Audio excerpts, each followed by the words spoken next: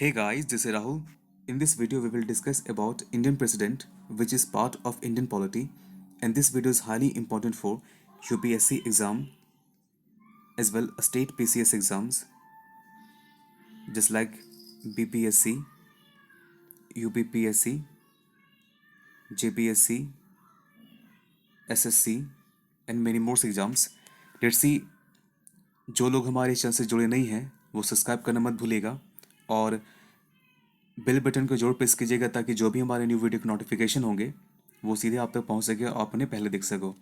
और अगर वीडियो अच्छा लगे तो लाइक करना मत भूलिएगा और जितना हो सके शेयर कीजिएगा ताकि इस वीडियो के बेनिफिट आपके साथ साथ आपके दोस्त भी ले सके। तो देखते हैं हमारा पहला क्वेश्चन क्या है। And the first question is here, राष्ट्रपति अपने पद पर कितनी बार निर्वाचित किया जा सकता है? How many times can the president be elected to his office? And the right answer is C1, जितनी बार चाहे, एज ऑफन एज डिजायर्ड। देखिए, हमारे राष्ट्रपति के बारे में योग्यता के लेकर के कहीं भी हमारे संविधान में जिक्र नहीं है कि राष्ट्रपति अपने पद पर कितनी बार बन सकते हैं। इसलिए यहाँ पे जो ऑप्शन देखा जाए तो सही ऑप्शन हमारा आता है जितनी बार चाहे या अपने पद पर चुनाव में भाग ले सकते हैं। वहीं अगर हम कंपेयर करें यूएसए के प्रेसिडेंट को लेकर के तो हम लोग पाते हैं कि जो भी व्यक्ति होते हैं वो अपने लाइफ टाइम तक यानी इंटायर लाइफ में केवल 2 बार ही राष्ट्रपति के रूप में इलेक्टेड हो सकते हैं। और ध्यान रखिएगा, जो भी यूएसए राष्ट्रपति होते हैं उनका एक कार्यकाल यानी एक टेन्योर 4 इयर्स का होता है, 4 साल के होते हैं। अगर वही हमारे राष्ट्रपति के बारे में देखा जाए तो इनका कार्यकाल 5 इयर्स का होता है। नेक्स्ट क्वेश्चन है, निम्नलिखित में से धन विधेयक को प्रमाणित करने वाले सक्षम अधिकारी कौन होते हैं? Who among the following are the competent officers certifying the money bill? And the right answer is A1, Lok Sabha speaker.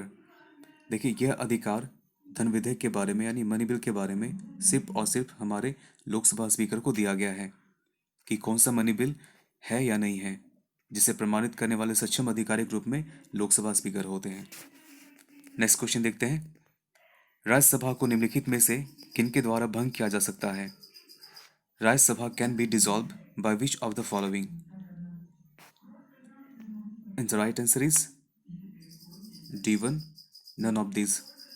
देखिए, राज्यसभा के बारे में कहा जाता है कि यह एक परमानेंट हाउस है और परमानेंट हाउस होने के नेचर के कारण इन्हें कोई भी डिसॉल्व नहीं कर सकता है।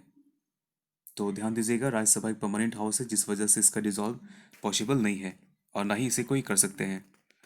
नेक्स्ट क्वेश्चन देखते हैं, भारत के नियंत्रक एवं महालेखा परीक्षक अपने पद पर कितनी अवधि तक बने रह सकते हैं?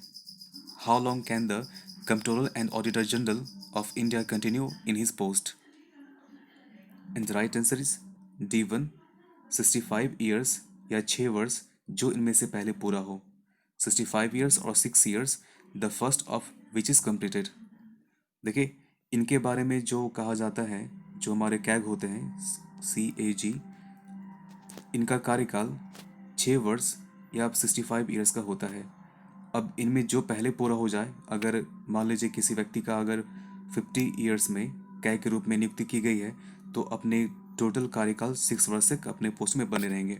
लेकिन अगर ऐसे व्यक्ति जिनका नियुक्ति अगर 62 ईयर्स में हुआ है तो वो मात्र 3 साल तक ही कैग के रूप में बन सकते हैं। तो ध्यान दीजिएगा, जो पहले पूरा हो उसी के बेस पर कैग का कार्यकाल फिनिश होता है। नेक्स्ट क्वेश्चन है, देश का प्रथम विधि अधिकारी निम्नलिखित में से किसे कहा जाता है? Which of the following is called the first law officer of the country? And the right answer is महान्यायवादी, अटॉर्नी जनरल। नेक्स्ट क्वेश्चन है, वित्त आयोग का गठन निम्नलिखित में से कितनी अवधि के लिए किया जाता है? Finance commission is constituted for which of the following periods? And the right answer is A1, 5 years. देखिए, वित्त आयोग का गठन राष्ट्रपति के द्वारा प्रत्येक 5 वर्षों में किया जाता है। और ध्यान दीजिएगा, वित्त आयोग के बारे में जो जिक्र किया गया हमारे संविधान में वो आर्टिकल 280 में है। नेक्स्ट क्वेश्चन देखते हैं, भारतीय मूल संविधान में शामिल है Indian original constitution includes? And the right answer is A1, 395 articles, 22 parts and 8 schedule. देखिए, मूल संविधान के बारे में अगर कहा जाए या बेसिक संविधान के बारे में कहा जाता है तो ये उस समय की बात की जा रही है जब हमारा संविधान पहली बार बना। तो जब हमारा संविधान बना था उस समय 395 अनुच्छेद, 22 भाग और 8 अनुसूचियां शामिल थी। तो इसका राइट आंसर होता है A1। नेक्स्ट क्वेश्चन देखते हैं। राज्यसभा होते हैं, तो राज्यसभा के बारे में बताना आपको ऑप्शन के बेस पर। And the right answer is B1। 250 सदस्य, जिनमें से 12 सदस्य भारत के राष्ट्रपति द्वारा मनोनीत किए जाते हैं। 250 members, out of which 12 members are nominated by the President of India। तो आप ध्यान दीजिएगा, राज्यसभा में टोटल मेंबर्स कितने होते हैं, मैक्सिमम मेंबर्स। तो मैक्सिमम मेंबर्स की बात होती है 250, 250, जिसमें से 12 हमारे नॉमिनेटेड होते हैं। तो अगर बात करें 238 मेंबर्स इलेक्टेड होते हैं और 12 नॉमिनेटेड होते हैं, और कुल मिला के 250 मेंबर्स होते हैं राज्यसभा के लिए। नेक्स्ट क्वेश्चन देखते हैं। लोक लेखा समिति अपनी रिपोर्ट प्रस्तुत करती है। Public account committee submit its report. In the right answer is B1, Lok Sabha speaker, speaker of Lok Sabha. देखिए, लोक लेखा समिति के बारे में कहा जाता है कि जो कैग अपना रिपोर्ट तैयार करते हैं with in financial year for government, सरकार के जो भी सारे खर्च या आय व्यय का जो एक रिपोर्ट तैयार होती है वो कैग के द्वारा किया जाता है, इनके द्वारा किया जाता है। और ये अपना रिपोर्ट तैयार करके राष्ट्रपति को देते हैं। राष्ट्रपति इस रिपोर्ट को पार्लियामेंट में पेश करवाते हैं। पार्लियामेंट फाइनली यानी लोकसभा स्पीकर इसे पेश करवाते हैं पब्लिक अकाउंट कमेटी में, और फाइनली ये इस रिपोर्ट को जांच करके लोकसभा स्पीकर को वापस दे देते हैं। तो इसका जो राइट आंसर होता है वो हमारा है B1। नेक्स्ट क्वेश्चन देखते हैं। निम्नलिखित कथनों में से कौन सा एक सही नहीं है? Which one of the following statement is not correct? तो आपको ऑप्शन के बेस में बताने कौन सही नहीं है। And the right answer is B1, money bill start in Rajya Sabha. देखिए, मनी बिल के बारे में बात की जाती है तो आप हमेशा ध्यान रखिएगा, मनी बिल हमेशा लोकसभा से स्टार्ट की जाती है। तो इस वजह से हमारा जो बी ऑप्शन है वो करेक्ट नहीं है, इसलिए हमारा सही आंसर क्या हो जाता है, B1। नेक्स्ट क्वेश्चन देखते हैं। राष्ट्रपति के द्वारा लोकसभा में कितने एंग्लो इंडियन समुदाय के सदस्यों को मनोनीत किया जाता है? How many Anglo Indian community members are nominated by the president in the Lok Sabha? And the right answer is 2 members. Next question है। राष्ट्रपति को पद से हटाने के लिए महाभियोग की प्रक्रिया निम्नलिखित में से किसके आधार पर आरंभ की जाती है? One of the basis of which of the following the process of impeachment is initiated to remove the president from the post? And the right answer is A1, 1/4 of the members present are initiated of the consent of the members। उपस्थित सदस्यों में से 1/4 सदस्यों की सहमति के बाद आरंभ की जा सकती है। नेक्स्ट क्वेश्चन है। राष्ट्रीय आपातकाल के समय निम्नलिखित में से किस अनुच्छेद को निलंबित किया जाता है? Which of the following article is not suspended during national emergency? And the right answer is C1, article 20 and 21। ये दो ऐसे आर्टिकल हैं जब हमारे देश में नेशनल इमरजेंसी लागू होती है तो हमारे जितने सारे फंडामेंटल राइट्स हैं, मौलिक अधिकार के, सारे आर्टिकल डिटेन कर दी जाती है, लेकिन आर्टिकल 20 एंड 21 को छोड़कर। नेक्स्ट क्वेश्चन देखते हैं। भारतीय संविधान द्वारा प्रदत्त निम्न में से कौन सा अधिकार गैर नागरिकों को भी उपलब्ध है?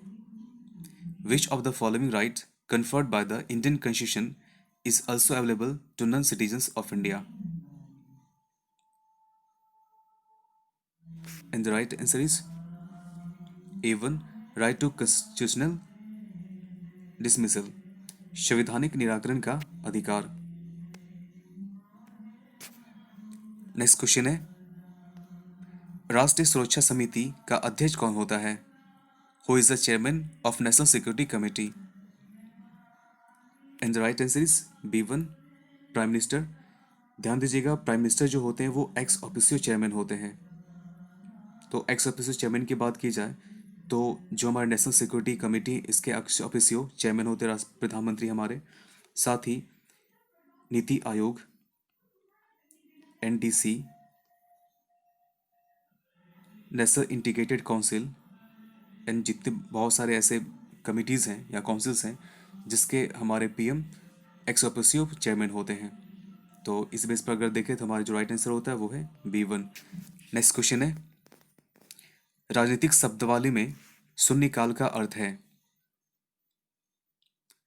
Zero period means in political terminology, तो इसका राइट आंसर क्या होता है?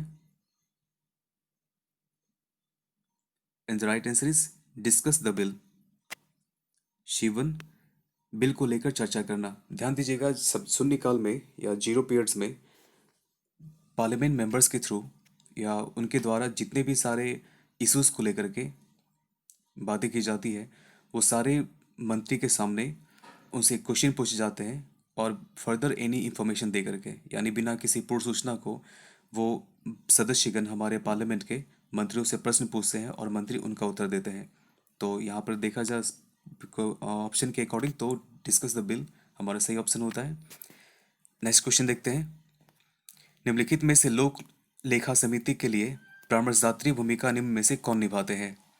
Who among the following plays the advisory role for the Public Account Committee? And the right answer is नियंत्रक एवं महालेखा परीक्षक, controller and auditor general. Next question है, किसी विशेष दिन अधिकतम कितने तारांकित प्रश्नों को पूछा जा सकता है? Maximum number of starred questions can be asked on a particular day. And the right answer is A1, 20 questions. Next है, अविश्वास प्रस्ताव निम्नलिखित में से सर्वप्रथम किस सदन में लाया जाता है?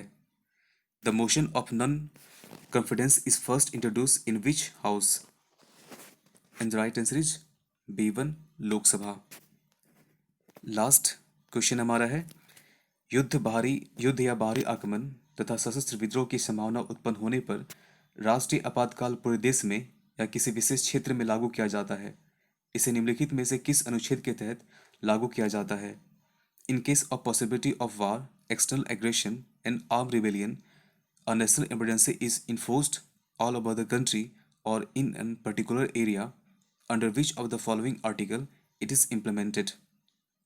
And the right answer is Article 352। Article 352 के तहत हमारे देश में इन सभी पॉसिबिलिटीज़ के आधार पर देश में नेशनल इमरजेंसी को लागू की जाती है। तो हमारा टोटल आज का इंडियन प्रेसिडेंट के टॉपिक के संदर्भ में जितने सारे MCQ बेस्ड क्वेश्चन थे वो सारे कंप्लीट होते हैं। Thanks for watching, have a good day all of you.